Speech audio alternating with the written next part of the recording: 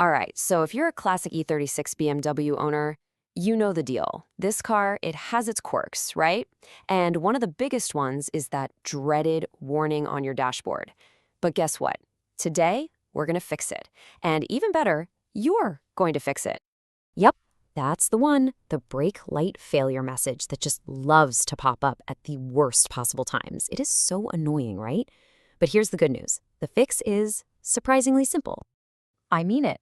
You can totally forget calling the mechanic, you don't need any expensive tools, and this is not going to take up your whole afternoon. So, let's get that light fixed. Okay, first things first, let's get our tools together. And don't worry, this is going to be the shortest shopping list ever. No, I'm serious, that is it.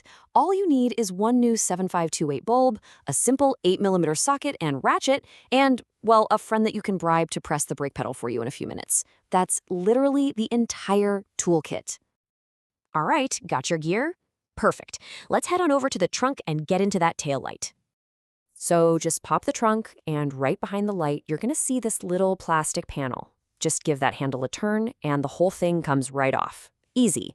Now for the power plug, you got to pinch the tabs on the top and the bottom. And listen, when the guide says pull hard, they mean it. It can be a little stubborn, so give it a good firm tug. Don't be shy. Okay, now you're going to grab that 8mm socket. See these? The whole taillight assembly is held in place by just 4 little nuts. So let's go ahead and get those off. Now this part's important, so pay close attention.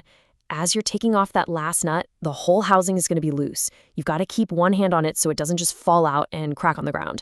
This is probably the one moment where you really need to be a little careful. Okay, assembly's out. Nice and easy. Now for the main event, the bulb swap itself. And you don't even have to guess which one it is. On this assembly, the brake light is always the one in the bottom right carrier. That's our guy right there.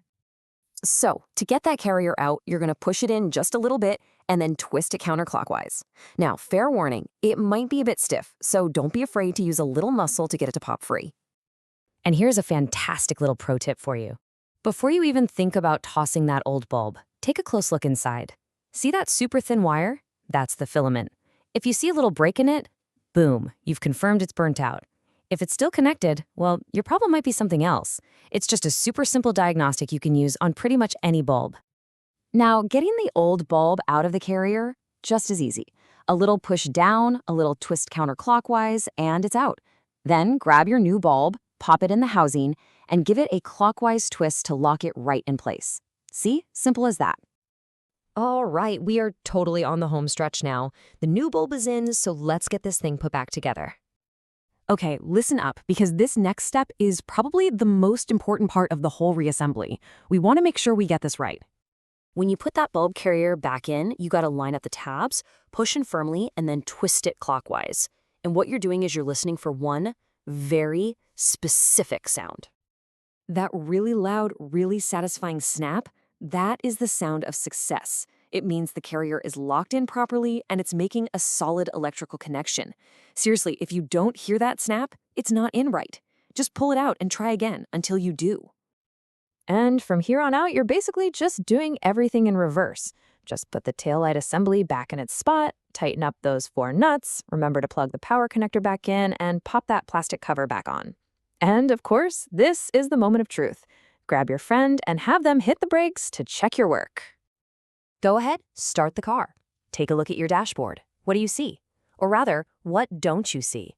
That warning light is gone. The job is done. A perfect, clean, successful repair. And get this, you're not alone. By finishing this simple fix, you have just joined over 30,000. Yeah, 30,000 other drivers who have used this very same guide to fix their own car and save themselves a trip to the mechanic. And you know, that's really the best part. You didn't just fix a light.